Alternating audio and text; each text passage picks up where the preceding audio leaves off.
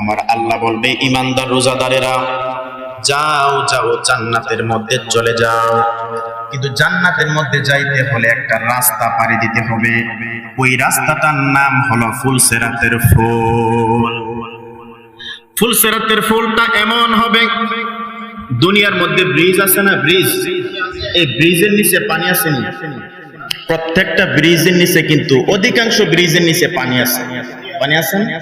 কিন্তু হাসরের ময়দানে আল্লাহ যে বলবে, ইমানদার রোজাদারেরা তোমরা জান্নাতের মধ্যে যাও, এই ফুলসেরাতের ফুলটা থাকবে জাহান্নামের উপরে। পানির উপরে থাকে ব্রিজ, আর জাহান্নামের উপরে থাকবে ফুলসেরাতের ফুল। আল্লাহ বলবে, তোমরা যাও জান্নাতের মধ্যে যাও। এবার ওই ইমানদার রোজাদারেরা জান্নাতের মধ্যে যাইতে গেলে একটা রাস্তা পাড়ি দিতে হবে। ওই রাস্তাটার নাম হলো ফুলসেরাতের ফুল। কেউ কেউ দেখবে ফুলসেরাতের ফুলটা আমাবস্যা রাতের চাইতে অন্ধকার, হীরার চাইতে ধারালো, আর চুলের চাইতেও চিকন।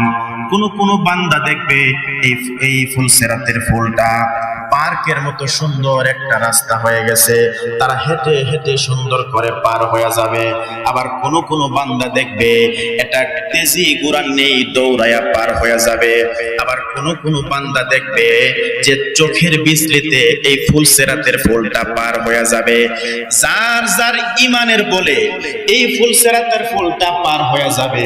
কিন্তু আমার নবী বলেন, এই ফুলসেরাতের ফুলটা এমন কিছু বান্দা থাকবে, যেই বান্দাগুলো আমাবস্যা রাতের চাইতে অন্ধকার দেখবে, ঘন অন্ধকার দেখবে, আর হীরার চাইতে ধারালো থাকবে, চুলের চাইতে চিকন থাকবে।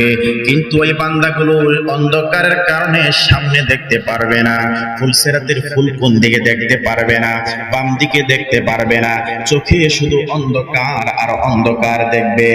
আমার নবী ডাক দিয়া কই, উম্মত, যেই উম্মত আমি নবীর উপরে দুনিয়াতে বেশি বেশি বেশি বেশি দুরূদ শরীফ পাঠ করবে, আমার আল্লাহ ওই অন্ধকার দূর করে তার জন্য আলো বানায়া দিবে।